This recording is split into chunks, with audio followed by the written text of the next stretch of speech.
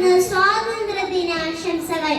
സൂര്യൻ അസ്തമിക്കാത്ത ബ്രിട്ടീഷ് സാമ്രാജ്യത്തിന്റെ കരാളഹസ്തങ്ങളിൽ നിന്നും ഭാരതം സ്വാതന്ത്ര്യം നേടിയ ദിനമാണ് ഓഗസ്റ്റ് 15.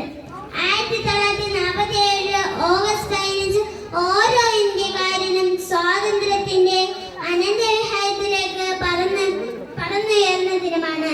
ഇന്ത്യക്കാരുടെ പുനർജന്മത്തിന്റെ ദിനം.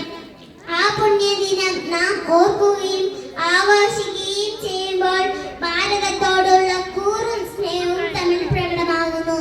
നാം ഇന്ന് അനുഭവിക്കുന്ന ഈ സ്വാതന്ത്ര്യം അനേകം പുണ്യാത്മാക്കളുടെ കഠിനാധ്വാനത്തിന്റെയും ജീവത്യാഗത്തിന്റെയും ഫലമാണെന്ന് നാം ഒരിക്കലും വിസ്മരിക്കരുത്.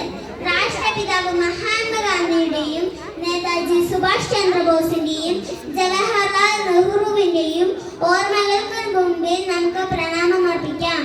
1947 നിന്നും 2026 എത്തിയപ്പോൾ ഇന്ത്യ വളർച്ചയുടെ പടവുകൾ ചവിട്ടി കയറുകയാണ്. ശാസ്ത്ര സാങ്കേതിക മേഖലകൾ, വിദ്യാഭ്യാസം, പ്രതിരോധം എന്നിവയിലെല്ലാം ഇന്ത്യ കുതിക്കുന്നു. ചന്ദ്രയാനും മംഗൾയാനും ആദിത്യ എല്ലാം ഇവയുടെ നേർക്കാഴ്ചകളാണ്. നാനാത്വത്തിൽ ഏകത്വവുമാണ് നമ്മുടെ ഏറ്റവും വലിയ സവിശേഷത.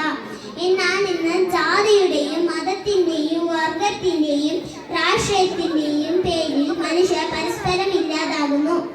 കൊലപാതകവും കൊള്ളിവെപ്പും സ്ത്രീ പീഡനങ്ങളും സ്ത്രീധര മരണങ്ങളും തുടർക്കഥയാകുന്നു.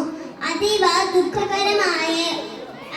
ദുഃഖകരമായ ഇവയൊക്കെ സംഭവിക്കുമ്പോൾ തന്നെ നമുക്ക് അഭിമാനിക്കുവാനും ധാരാളമുണ്ട്. പുറമേ നിന്നുള്ള യുദ്ധങ്ങളും തീവ്രവാദ ഭീഷണികളും ശക്തമായി പ്രതിരോധിക്കുവാൻ നമുക്ക് കഴിഞ്ഞത് നമ്മുടെ സ്വകാര്യമായ അഭിമാനമാണ്. ഇന്ത്യ 80ാം സ്വാതന്ത്ര്യ ദിനം ആഘോഷിക്കുമ്പോൾ നമുക്ക് അഭിമാനിക്കാം, സന്തോഷിക്കാം. ഭാരതത്തോടുള്ള കൂറും സ്നേഹവും നമ്മുടെ പ്രവർത്തികളിൽ പ്രകടമാക്കുന്നു. ഇന്ത്യ എന്റെ രാജ്യമാണ്, എല്ലാ ഇന്ത്യക്കാരും എന്റെ സഹോദരന്മാരാണ് എന്ന വാക്യം മനസ്സിലെത്തി ഭാരതത്തോടുള്ള സ്നേഹം നമുക്ക് പ്രകടമാക്കാം. മനുഷ്യർ പരസ്പരം സ്നേഹിക്കുന്ന, സഹായിക്കുന്ന ഭാരതത്തിനായി നമുക്ക് പരിശ്രമിക്കാം എന്ന ആഹ്വാനത്തോടെ നിർത്തുന്നു. നന്ദി.